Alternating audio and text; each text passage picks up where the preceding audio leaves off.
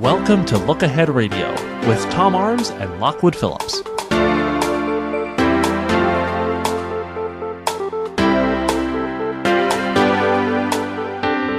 Well, the world faces a variety of challenges, and of course, we've been talking about this at length on our programs every Wednesday evening with Tom Arms of Look Ahead News and Look Ahead Radio. And of course, the moniker for Look Ahead News is Tomorrow's News Today. And so I'm going to be asking him about tomorrow's news. I hope that we are safe and sound and that there is no war, but things look pretty tenuous out there. We'll find out about that in just a moment. Here to remind you first that we're listening to Viewpoints Around the World this evening here on the talk station. As always, it's a pleasure to have Tom joining us, and I'll ask him about his predictions going forward with Look Ahead News. But first, we want to welcome him and find out what's the weather like in his particular area of the world, which I think is somewhere here in the eastern United States. And with that, Tom, good afternoon to you, sir. Good afternoon to you, Lockwood. And where do we find you as we speak? I'm in Charlottesville, Virginia. East Coast, that's good. And how's the weather where you are? It's lovely. It's beautiful. You know, I've been noticing some changes with the weather in England. The growing season here is much longer. I've just had some fresh strawberries from the garden, and I can tell you that strawberries will not be coming out in England for another 6 weeks. Yeah, but our strawberries won't be around in another 6 weeks. People like you are going to eat them. And you'll be moving on to spinach or no, blueberries. But blueberries. People like you will be consuming all of our strawberries. We've got to make sure that you have the privileges to do that. We're going to check your green card, or is that your strawberry card? Well, let's talk about the events around the world. And I noted in the conversation, I want to get your observation about a comparison between what you've been reading and seeing in the United Kingdom, your hometown of London, and now that you've been in the States for a couple of weeks. What's the difference in flavor, sense of, just emotions and interest? What's your observation? Well, for a start, both countries are badly divided. I mean, that's obvious that the British are still badly divided over Brexit, and Americans that I've met are badly divided over Trump. I've spoken to people who are Trump supporters and people who literally hate the very ground that he treads upon. Well, okay, so there's still this passion, but I'm curious about the issues, the big issues. Not and in the case of the United Kingdom, Brexit is, in addition to a political topic, it is a key issue. It's an economic issue. But likewise, here in the States, the issues of economics, the issues of the world politic. We're going to get into the topic of North Korea here in just a moment. Is there a sense of, that maybe Europeans are a little more casual about the economy, more casual about their future or their opportunities, or maybe it's the other way around, more serious and we're more casual? Let's take the issue of the economy. The issue of the economy is, the way I read it, is the people who did not support Trump are terribly worried about the economy. The ones I spoke to, they're terribly worried that he's going to run up the deficit. Mm-hmm. The people who did support Trump are much more relaxed. They're confident that their man is in charge and that everything is going to be fine. And if you look at Britain, where it's very likely that Mrs. May is going to win the election there. And we're talking about Brexit, which is closely tied to the economic future of the country. Again, those people who do not support Brexit are incredibly worried about the negotiations. And those who did are very relaxed and are very happy that Mrs. May is probably likely to increase her majority. All right. What about the issue of world events, North Korea here in the States, possibly the Middle East there in Europe and the United Kingdom? Is there a sense of grave concern there? I'll be very candid with you. As much as I've been watching the stories about Korea, I don't sense in my day-to-day activities that there's a lot of concern. I talk to folks and they don't even bring up the topic. What's your opinion? On Korea, you're right. It's a long way away. Yeah, I don't see it being discussed a lot. I think I think people generally think that on foreign policy, Trump is doing reasonably well. There are some exceptions.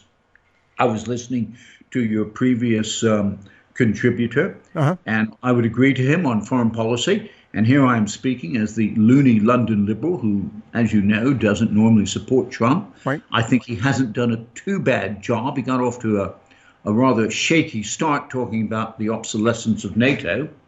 But then he's starting to find his feet. He's got some reasonable advisors. And I think he's doing all right on Korea. As we know, he has suggested that he sit down and speak with Kim Jong-un. I think that's the right approach to take. A lot of Europeans would agree with me on that.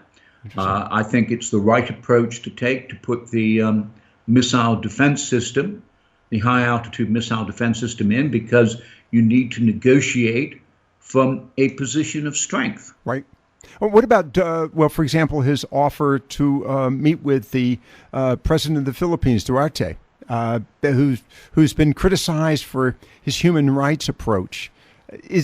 How is that being played, for example, in Europe? And granted, you're here in the States, have been here for 2 weeks, but I'm just curious. I think they have second thoughts about that. Okay. They have second thoughts. They had second thoughts about that, and had second thoughts about his reaction to the success of President Erdogan in Turkey. Yep, right. Where he quickly got on the phone and said, "Congratulations. Well done, Erdogan. You know, congratulations on getting more power in Turkey." Yeah. I think it's fair to say that the Europeans put a much higher premium on human rights than it would appear that President Trump does, and they would be concerned about that. Angela Merkel, as you probably know, has been in Russia this week. And one thing she's been doing has been talking to President Putin about the rights of gay people. And she's saying that the Russians, if they want to trade and have better relations with Europe, they've got to improve the human rights situation for the gays. We know it's interesting. Only in the past 5 years, well, let's go beyond that. Since the Olympics in Russia, has that been a topic of discussion among heads of state? I find that interesting. All right, and we got to go to a break here in a moment. I've got a caller. I'm going to get him on very quickly before we go to the break. Let's talk about the reaction to Korea and Syria. I want to talk about those two areas of the world in the viewpoint of Europe and particularly the United Kingdom. And Tom Arms, of course, LookAhead Radio with us, lookahednews.com. And, of course, LookAhead Radio heard every Friday on this station and stations around the world. Granted, again, on your behalf, Tom, you've been here. Is there a sense in Europe and the United Kingdom that there is potential of serious conflict?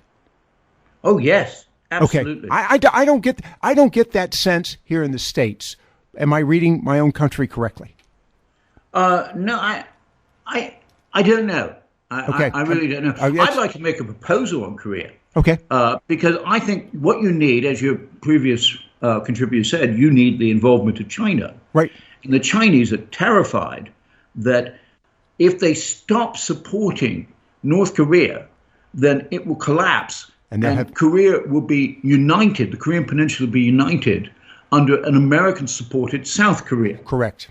And therefore, the United States will have 23,000 troops in the Korean Peninsula, which could move right up to the Yalu River, which is the border with China. No question. And in many regards, oddly enough. So my suggestion is, I'm sorry to interrupt you, Lockwood. Go ahead. Is why not agree that Korea should become a demilitarized zone if it's reunited?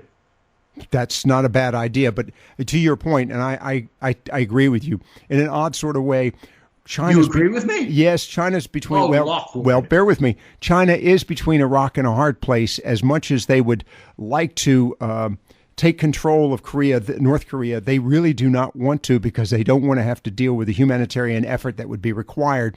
And that if North Korea does in fact collapse, not only do they face the potential of a unified Korea, North and South, but they also face the potential of millions of refugees that would be a drain on the Chinese government.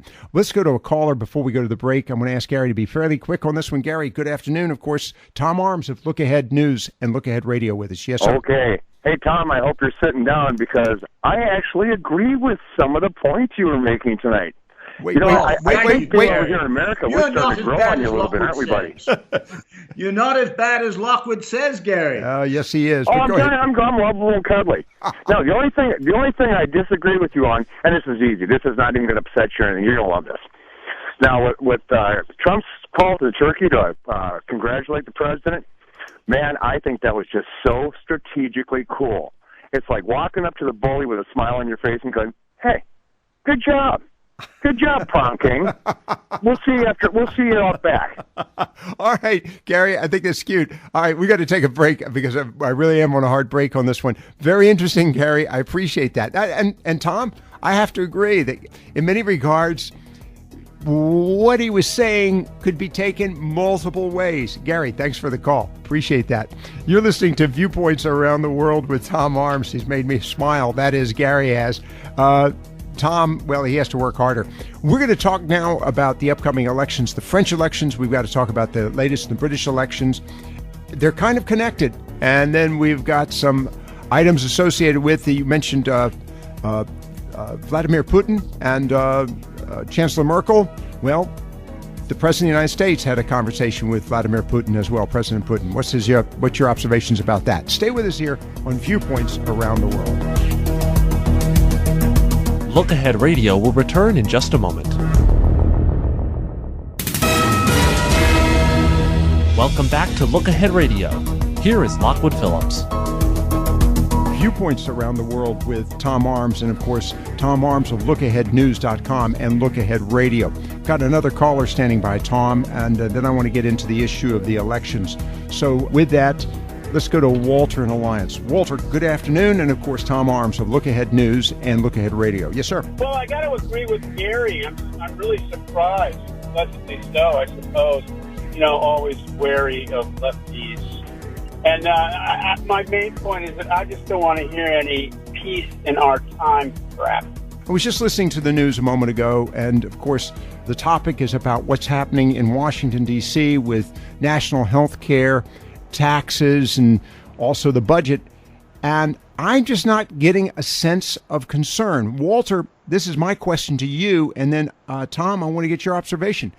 Do you sense that this country is cognizant and its leaders are cognizant of the potential conflagration we're facing? No, I don't think so. I think we're pretty brain dead. Back to you now on that one. I'm curious about that, Tom. Are you not surprised by this? I mean, we're really at a moment of extremis. I have been writing about foreign affairs for nearly 45 years, and it's always been an uphill struggle to interest the general public. Now, I do not think that for a moment that the people in the White House are not concerned. I think they're worried sick, and even Donald Trump is having sleepless nights. Don't know about Melania, but I think Donald Trump is. What about Congress, though? That's where I'm distressed. I think the further down the ladder you go, the less interest you're going to have, because the people in the White House, the people at the executive level are directly concerned with that issue. Right. The people, as you go down into Congress, have to think about their constituents and their interests, and they have to represent them. And so a lot of their efforts are going to go towards representing those interests as well as international concerns. I have to express my frustration, and Walter, I'm going to let you close before I go back to other issues with Tom. I appreciate their concern about our constituency and our health care and all those other things, but they will definitely pale in comparison to a major event in North Korea. Yeah, I think back to the negotiations that were going on with the Japanese before Pearl Harbor, and right. They were grinning like Cheshire Cat. Yep. And then all of a sudden this happened, and Roosevelt goes up there and says, "Hey, let's go." Right. This is amazing. Gary and Walter have both agreed, and I have agreed. they have agreed with the loony London Liberal. No. We would argue just the opposite, but that's beside the point. You've agreed with them. I don't think there's enough attention being paid to this kind of stuff. It's we're too interested in Dancing with the Stars. Right, exactly. And America's Got Talent. That's where we are. It's crunch time. It's been crunch time for 30, 40 years. But we are now really at crunch time. Walter, thank you very much. Thank you for giving me the opportunity to express myself on this one as well. You. I'm going to go back to you, Tom Arms, again of LookAheadNews.com, LookAhead Radio. You can tell by his accent, he's from the East, very far east of North Carolina. As a matter of fact, across the pond, he lives in London. But he is an expat. He is a U.S. citizen. Tom, let's talk about, we're going to get into more details of elections, but we've only got about 2 minutes to go before we go to the break. Let's talk very quickly about the British elections. Any surprises here? Because the Conservatives have increased their lead, if anything. I think they're now, is it 20-1 favorites or 1-20? I never can get it quite right. Mm-hmm. They started off being 1-10 favorites. Mrs. May did a smart political move in calling the election. She's called the election before the Liberal Democrats had a chance to pick themselves up and really form themselves as an opposition party because of their anti-Brexit stand. And while Labour Party was still in total disarray because they've got an absolutely ridiculous leader called Jeremy Corbyn. So she's doing extremely well, and she's going to increase the majority. The big news out of the British general election was a meeting between Juncker, the head of the European Commission, and Theresa May this week, and they both came back and gave different reports of the meeting. Claude Juncker said that, oh my goodness, she's a bloody difficult woman. Mm-hmm. I'm not certain we can reach an agreement. And Theresa May said, oh, we had such a nice time. Cups of tea and everything else, And, and he's saying, I wasn't at that meeting. I don't know which meeting she's talking about. That just goes to show, I don't want to be a sexist, but how men and women see things differently. We'll get back to that in just a moment with Tom Arms of LookAheadNews.com and Look Ahead Radio. Vive la différence. So we'll talk about that in France as well.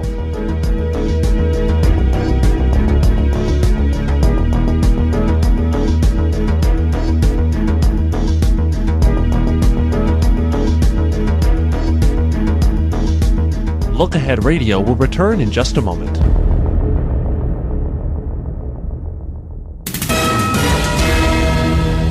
We now return to Look Ahead Radio. Here is Lockwood Phillips. Viewpoints around the world, and of course the host of that program, heard every Friday afternoon here on this talk station and of course in radio stations around the world, is Tom Arms, and also the author of LookAheadNews.com, Tomorrow's News Today. Tom, I'm looking forward to this conversation now about the French elections, and particularly the recent news that the far right seems to be gaining popularity in France. What's happening? It was. I'm very surprised. I must confess, it's still 18 points behind. Marine Le Pen is 18 points behind in the opinion polls. But having said that, 18% of the French electorate say that they are undecided. Now, it's highly unlikely that 18% would vote for one candidate or the other. So it's still heavily weighted in favor of Emmanuel Macron. It's very disturbing for loony liberals like myself that Marie Le Pen is doing as well as she is doing, I must confess. I don't think she'll win, but it is disturbing that she is doing as well as she is doing. But her numbers are influencing Emmanuel Macron in his campaign, and even he has now apparently expressed concerns about the European Union, saying yes, renegotiation is necessary. He has said that. You're absolutely right. Now, that's been said by a lot of people, I must say, and nobody ever says specifically what needs to be renegotiated. It's been said by Commission officials, It's been said by Claude Juncker. It's been said by Martin Schulz. It's been said by Angela Merkel. They all say, oh, we have to have some renegotiation. It could be a sop. It's very difficult to renegotiate when you're talking about 28 different countries or 27 different countries. You've got to try and accommodate 27 different nationalities, cultures, a dozen languages and so forth. So it would be incredibly difficult to renegotiate. It can be done. They might feel that they have to go through a sort of cosmetic renegotiation. I don't know. At the moment, I think they're just wrapping up a televised debate between Marie Le Pen and Emmanuel Macron. It's almost a 3-hour debate. They sit at a big desk, head to head, and face each other. This is the end of their campaigning. The election begins tomorrow. Is that correct? No, the election is on Sunday. Sunday. Okay. I was thinking. It's 4 days to the actual election. On Saturday, they're not allowed to say anything.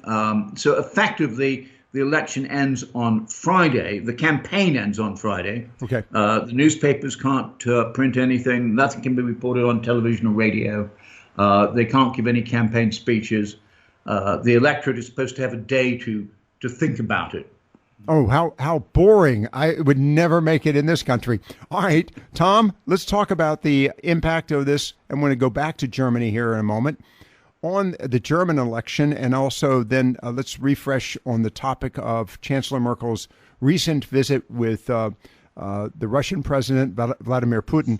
But my first question, what impact does this growing unrest in France have on the German election? Because Germany is, in fact, the de facto leader of the European Union.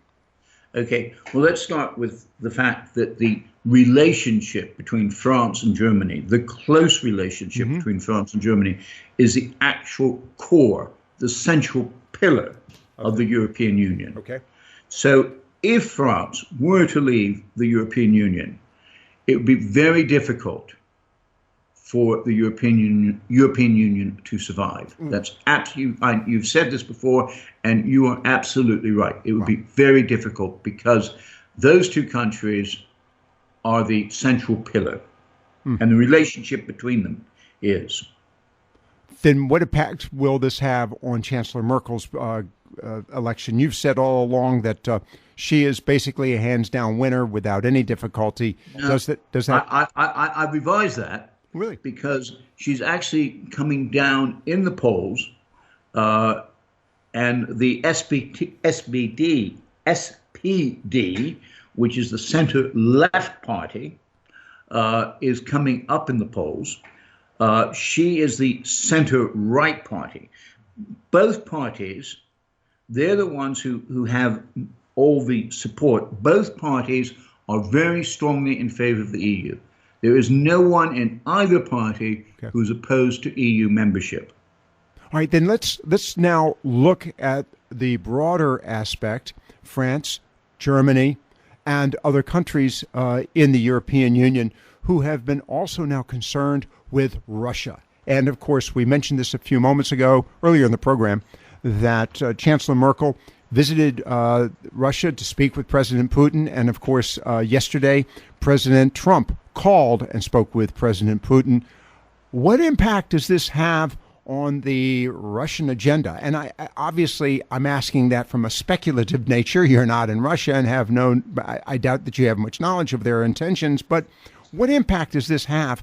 Because Europe and Russia have been at odds primarily as a result of the Ukraine, but now we've also got Syria in the mix, and of course there's an effort to try to create a ceasefire in Syria. So, all of this is sort of wrapped up, and it's distracting, if you will, further negotiations in the world politique. It is. You're absolutely right. I have to agree with you again, Lockwood. Russia has a vested interest in a weak EU. And so it will do everything it can to weaken the EU. By weakening the EU, it weakens NATO. By weakening NATO, it weakens the American presence and the American connection to Europe. It makes its own borders with Europe more secure, because at the moment you have American troops in what I call a forward deployment position. Instead of being in the United States, they are forward deployed in Europe, and therefore a greater threat to Russia. And so anything which weakens the EU, anything which weakens the NATO, is seen by Putin as advantageous. And then amidst all of this, and of course, the purpose of Chancellor Merkel's visit to Russia this past week, you mentioned this a few moments ago, obviously to convince the Russian leader on certain issues. We mentioned gay rights, the topic of the Ukraine and Syria, and of course, President Trump also called and spoke with President Putin about a Syrian ceasefire. Is there an understanding and a realization that Syria is becoming a quagmire for all parties, including, I might add, and we've got to touch on this, Turkey and, of course, the Middle East? I think that's been known for some time. I should add that another thing that she's raising is the hacking issue. She wants to make absolutely certain that the Russians do not in any way interfere with the German elections, which are due on the 24th of September. So she's going there partly to issue a warning message that Germany will not tolerate any interference in the German political system.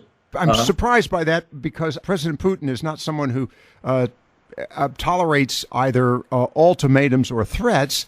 And I think he would probably, and I have not seen any of stories about how that meeting proceeded, but I can't see him caring much. Or am I missing something? He cares. He'll get angry, of course, and he'll deny it. Yeah. And he'll say, "Oh, I don't even know how a computer works." Right. But he and President he will then have to take it on board because it was raised by the German Chancellor. Well, I think I like that comment. He doesn't know how the computer works. He and former Secretary of State Hillary Clinton, who asked about wiping a disk clean, wasn't sure how you do that unless you use a rag. I mean, it's humorous. All right. Before we go to the break, let's talk about Syria and the topic of the UK and what is the UK's opinion about the future of Syria, and is there a Middle East policy? Okay, not so much Syria, but of great interest is that this week the British House of Lords, which sometimes can have more influence than you realize, even though it's not an elected chamber, issued a report saying that the UK should not be following slavishly U.S. foreign policy in the Middle East as it has done in the past. Mm-hmm. Now, that includes Syria, it includes Iran, it includes Turkey, and it includes, most of all, the Arab-Israeli conflict, Israel. And they're saying that the UK should go a separate way when it comes to dealing with the U.S. Now, for donkey's years, as long as I've been reporting the region and foreign affairs, the U.S. and UK have been in lockstep over the Middle East. And because the U.S. and the UK have been in lockstep, then the U.S. and EU have been in lockstep. And if the UK says, no, we don't like what the Trump administration is going to be doing, we can no longer be in lockstep, we have to walk off on our own a bit here, then that is going to create problems for relations between Europe as a whole and the US, and also be very divisive in dealing and make it even more difficult to deal with the problems in the Middle East. Very interesting. Tomorrow's News Today with Tom Arms of LookAheadNews.com and, of course, Look Ahead Radio. We'll wrap it up here in just a moment with viewpoints around the world and Tom Arms.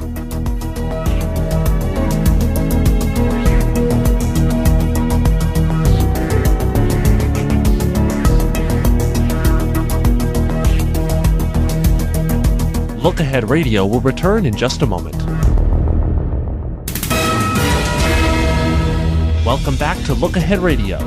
Here is Lockwood Phillips. Tom Tom, we've got about 3 minutes to go. I'm going to run into two quick items. One, very quickly, German defense minister in trouble after attacking a military establishment for not doing more to rein in the far right in the German military. They had a 28-year-old lieutenant, I should say, to use the American as opposed to the lieutenant to use the British. They had a 28-year-old in the military who signed up. He's German, but he registered as a Syrian refugee. And they discovered, allegedly, I should add, that he was planning to use that fake identity to kill, murder, assassinate the German president. Wow. And then it would be blamed upon Syrian refugees. My goodness. Okay.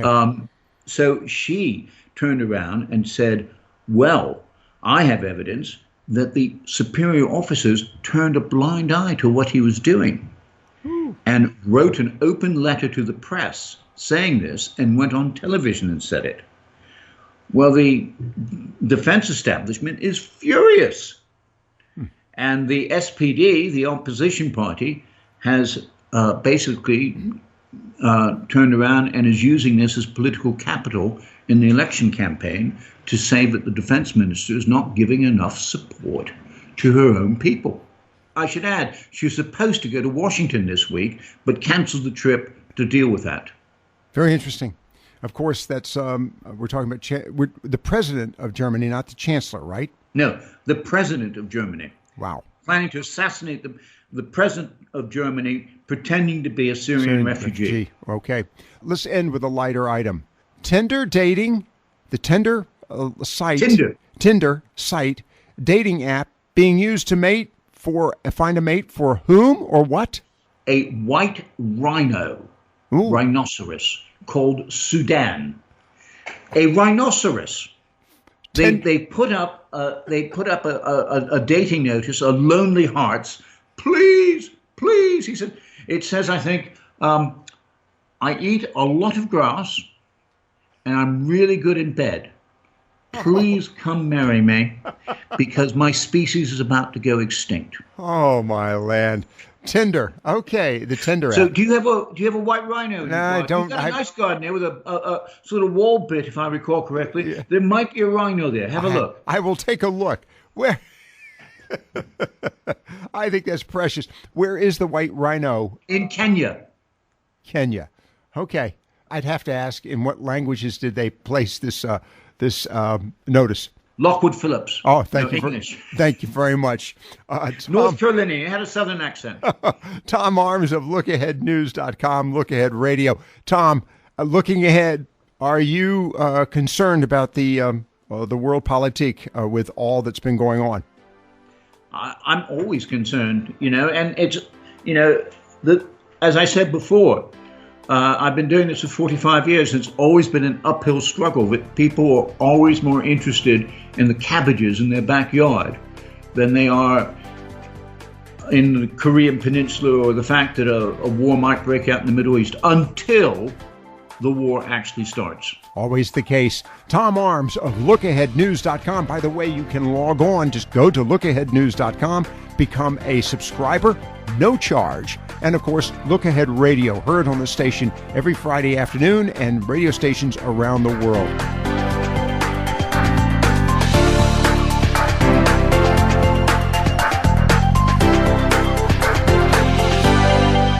Look Ahead Radio is a production of the Talk Station.